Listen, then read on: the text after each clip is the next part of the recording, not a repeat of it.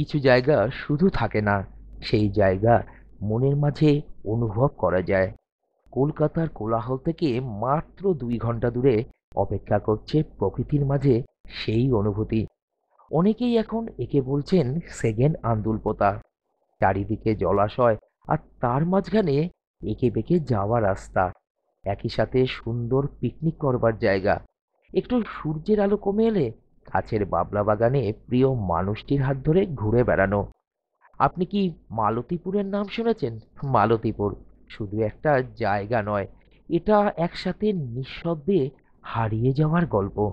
একদিনের ট্যুরে চলুন আমার সাথে, ঘুরে আসা যাক সেই প্রকৃতির শান্ত এক কাব্যের মাঝখান থেকে।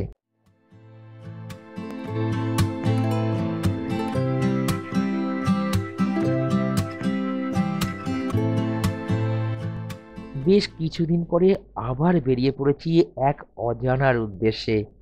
শহরের গাড়ির আওয়াজ, ইট পাথরের জঙ্গল এবং ক্রমাগত ছুটে চলার থেকে একটু মুক্তির খোঁজে উঠে পড়লাম ট্রেনে, কোনো গ্রাম বাংলার সবুজ এবং শান্ত প্রকৃতির মাঝে হারিয়ে যেতে।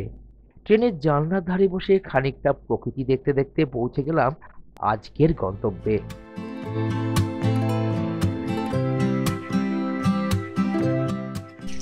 আবার ফিরে এসেছি বন্ধুরা।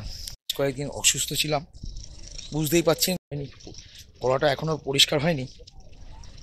তবু একটা আপনাদের তো সুন্দর জায়গা নিয়ে যাব কথা দিয়েছি, তা একটা সুন্দর জায়গায় চলে এসেছি। কলকাতা থেকে প্রায় 1.5 ঘন্টা দূরে মালতীপুর, খুবই সুন্দর অপূর্ব জায়গা।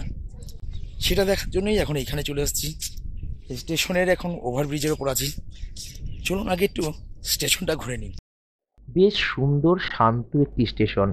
ট্রেন চলে গেলে শহরের মতন আর ভিড় থাকে না এখানে। এই স্টেশনের ওভারব্রিজের ওপর থেকেই দেখছিলাম চারিপাশের অপরূপ প্রকৃতিকে।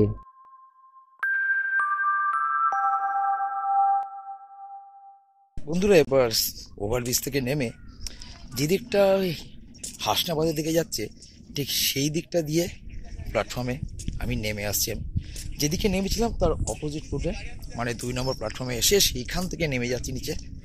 এবার এইখান থেকে নামার কারণটা অবশ্যই দেখাচ্ছি। আপনারা তো অনেকেই আন্দুলপোতা গেছেন, তা সেই আন্দুলপোতা খুব কাছেই এই মালতীপুর স্টেশনেই রয়েছে দ্বিতীয় এক আন্দুলপোতার মতো সুন্দর জায়গা। অসাধারণ, অপূর্ব এবং কোনো অংশে কম নয়, সেটাই আপনারা কিন্তু দেখাতে আজকে এখানে চলে এসেছি।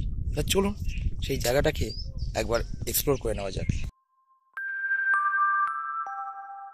স্টেশন থেকে একটু এগিয়ে যেতেই দিনের প্রথম অনুভূতি। কলকাতার পাশে যেন প্রকৃতি প্রেমের আসল ঠিকানা। একটা কথা অনেকেই বলেন, দিনের শুরুটা ভালো হলে শেষটাও ভালো হবে। প্রকৃতি সেটাকেই যেন সঠিক প্রমাণ করলো তার আজকের প্রথম দর্শনের মাধ্যমে।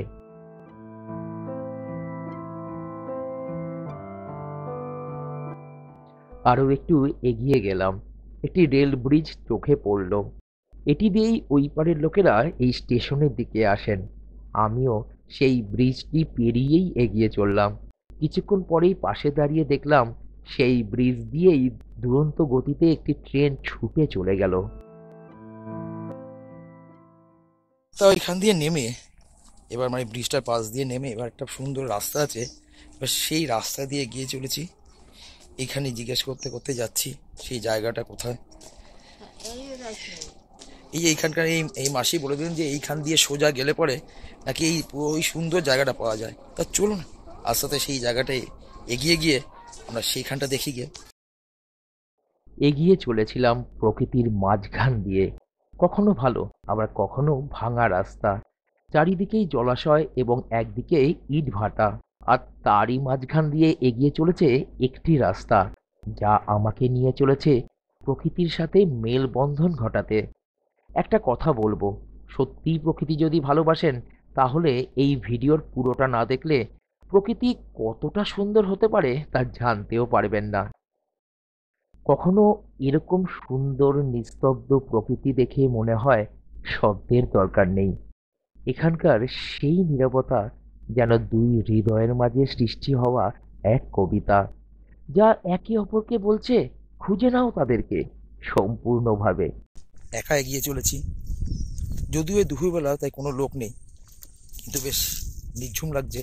যেহেতু একটু আজ রোদ উঠেছে, বেশ ভালোই লাগছে, কিন্তু তবু একটা নিঝুম জায়গা, একটা অসাধারণ, কোনো আওয়াজ নেই, মানে প্রকৃতি সম্পূর্ণ যেন এখানে আপনার জন্য অপেক্ষা করছে। চলে আসতেই পারেন কিন্তু। এখানে যেন একটা ছবি আঁকা হয়েছে। বিশাল জলাশয় ধীরে ধীরে বয়ে চলেছে সবুজ মাঠের বুক চিরে। গ্রামের মানুষেরা এখানেই মাছ চাষ করেন। পাখির ডাক আর বাতাসের শব্দ মিলেমিশে তৈরি করেছে এক অন্যরকম শান্তি। এখানে প্রেম জলের সাথে ধীরে ধীরে ভেসে যায় আর পাতার শব্দে হারিয়ে যায়।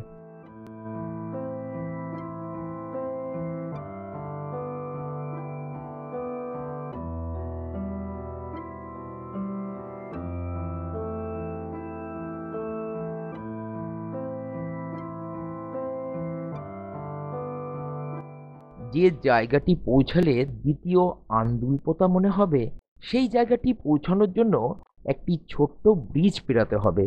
এবারে সেই দিকেই এগিয়ে চললাম। দেখছেন এই ছোট ব্রিজটা আছে, এই ছোট ব্রিজটা পেরিয়ে একটা খুব সুন্দর জায়গায় যাব। সেই জায়গাটা গিয়ে তারপর আপনাদেরকে দেখাচ্ছি, ঠিক আছে? চলুন এগিয়ে যাওয়া যাক।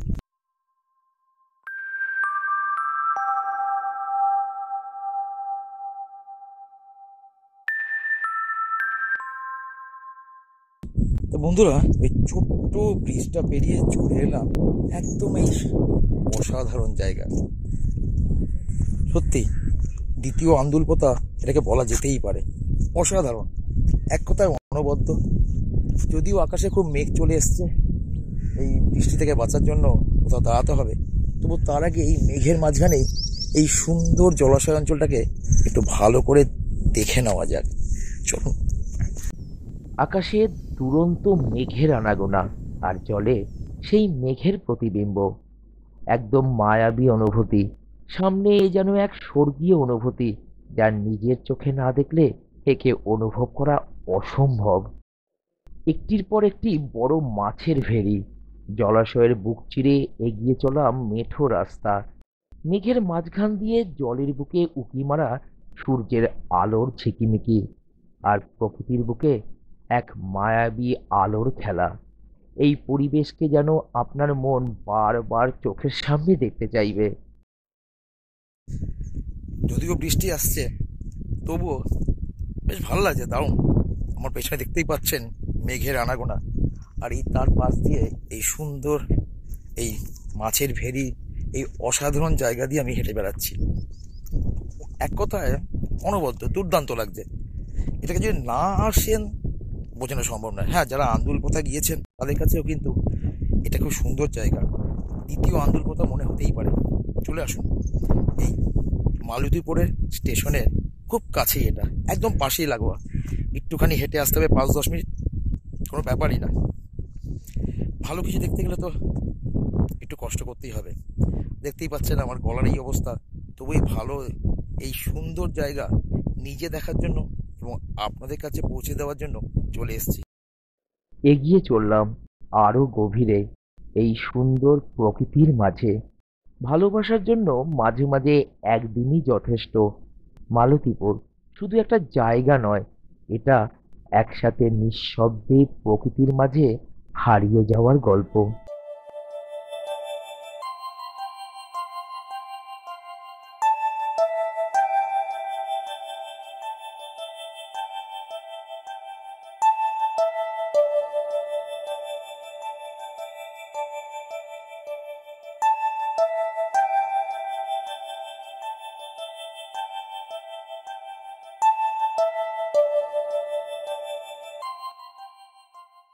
আমার পেছনে দেখতে পাচ্ছেন এই যে ঘরগুলো করা থাকে, এইগুলো আসলে এই যে ভেড়ি, রাত্রিবেলায় পাহারা দেওয়ার জন্য কিন্তু এখানে রাত্রিবেলায় মানুষরা ওখানে বসবাস করে, যাতে মানে কোনো কিছু না এটাকে নষ্ট হয় বা চুরি বা ডাকাতি না হয়, তার জন্য কিন্তু এখানে লোকেরা এই ভেড়ি পাহারা দেয়। কতটা পথ এগিয়ে চলেছি তা মাপতে পারিনি, কারণ মন বলছিল যে এখানকার পথ কিলোমিটারে নয়, প্রকৃতির হাসিতে, বৃষ্টিতে আর হাওয়ার ছোঁয়ায় মাপতে হবে। যেহেতু প্রধানত মাছ চাষের জায়গা, তাই সেই চাষের অনেক সরঞ্জাম দেখছিলাম এখানে। এগিয়ে গেলাম। মাছ চাষের জায়গা দিয়ে এত সুন্দর হতে পারে তার সামনে থেকে দাঁড়িয়ে না দেখলে বুঝতেই পারতাম না। সেই সুন্দর অনুভূতির কিছুটা এবারে তুলে ধরছি আপনাদের সামনে। সেটি দেখে আবার পালিয়ে যাবেন না যেন। এখনো তো আরেকটি জায়গা দেখা বাকি, যেখানে পিকনিক করা যায় এরকম পরিবেশের মাঝে।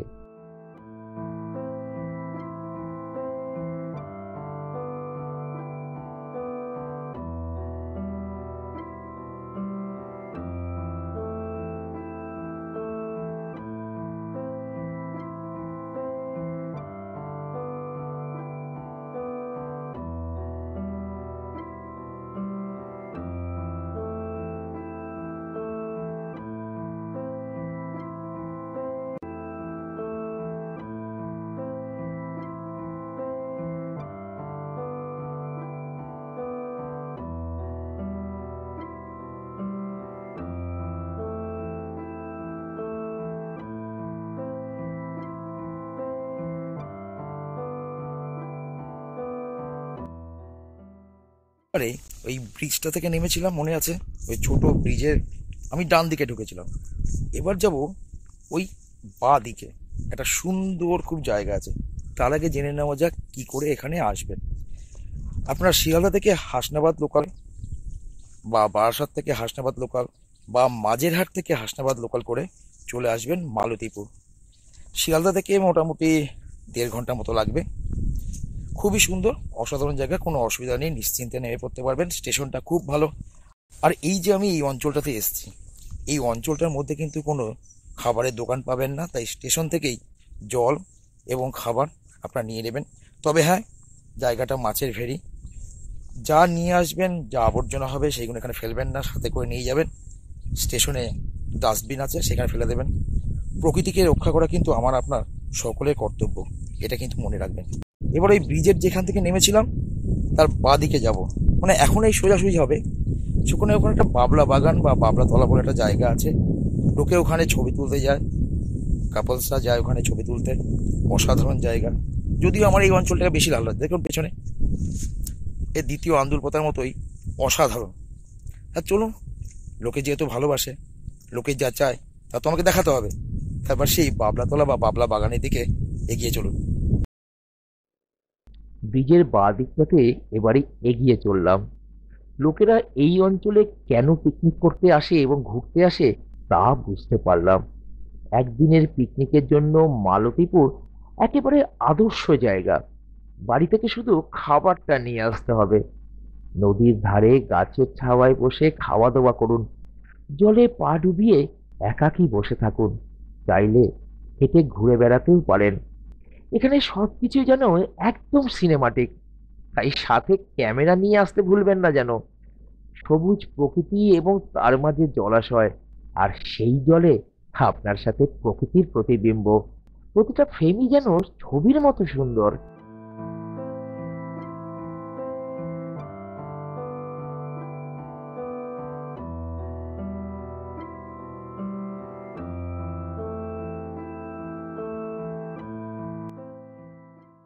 পৌঁছে গেছি বাবলা বাগানে, একদম সামনেই। দুদিকে জলাশয়ের মাঝখান দিয়ে চলার রাস্তা, আর অসাধারণ সব গাছ দিয়ে এটাকে সাজিয়ে তোলা হয়েছে। বেশ দুর্দান্ত। আসতেই পারেন একটি বিকালে। আপনি একা বা আপনার সঙ্গীকে সাথে করে এখানে ঘুরে যেতেই পারেন, বেশ ভালো লাগবে বলতেই পারি। বেশ ভালো লাগছিল এই বাবলা বাগানের মাঝখান দিয়ে হেঁটে বেড়াতে। সত্যি অপূর্ব জায়গা। এখানকার লোকেদের জন্য ঘুরে বেড়াবার নাকি সেরা জায়গা এটি। এগিয়ে চলেছি। মনে হচ্ছিল এখানে প্রকৃতির নীরবতা যেন আমাকে জড়িয়ে ধরছে, আর বাতাসের মিষ্টি শীতল অনুভূতি যেন নাচের তালে ছুঁয়ে চলে যাচ্ছে। এই প্রকৃতির মাঝেই যেন প্রেমে মগ্ন একটা গোটা বিশ্ব স্বেচ্ছায় চিরবন্দী হতে চাইছে।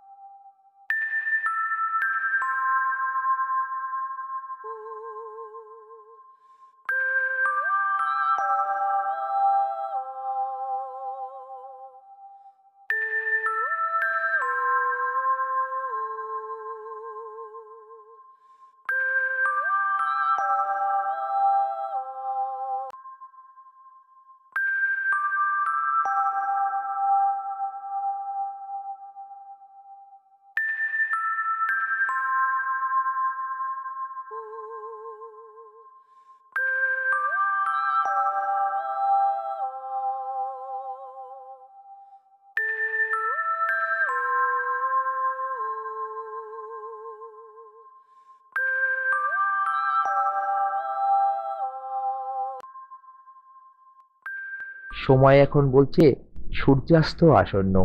এই সূর্যাস্তের সঙ্গে সঙ্গেই হৃদয়টাও যেন হালকা হয়ে যায়, যেন দুনিয়াটা থেমে গেছে একটু নিঃশ্বাস নেওয়ার জন্য। দিনটা কিভাবে কেটে গেল বুঝতেই পারলাম না। এবারে যে আবার বাড়ির দিকে যেতে হবে। তো বন্ধুরা, কেমন লাগলো এই মালতীপুরে এই দ্বিতীয় আন্দুল কথা? অসাধারণ নিশ্চয়ই লেগেছে। এরকম খুব সুন্দর ভিডিও নিয়ে আমি আগামী পর্বে ফিরে আসছি খুব তাড়াতাড়ি আপনাদের কাছে। তাই সাথে থাকুন আর দেখতে থাকুন আপনাদেরই প্রিয় এই সৌমেন উইথ মাদার চ্যানেলটি। আর হ্যাঁ, একই সাথে একই নামে আমাদের একটি ফেসবুক পেজও আছে আর ইনস্টাগ্রামে অ্যাকাউন্টও আছে। সেই দুটোকে লাইক করে দেবেন, শেয়ার করে দেবেন। আর এই ভিডিওটি কেমন লাগলো অবশ্যই জানাবেন।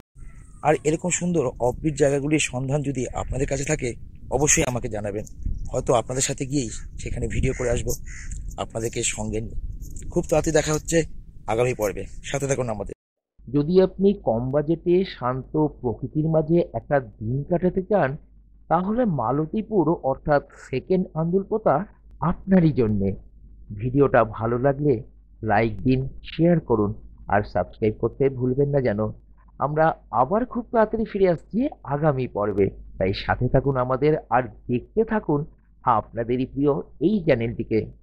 দিনের শেষে একটাই কথা বলার, ভালো থাকুন, সুস্থ থাকুন, সাথে আপনার পরিবেশকে পরিষ্কার রাখুন, সাথে নিজের মন যেটা বলছে সেটাই করুন, নিজের সাথে সবার মনে আনন্দ ছড়িয়ে দিন।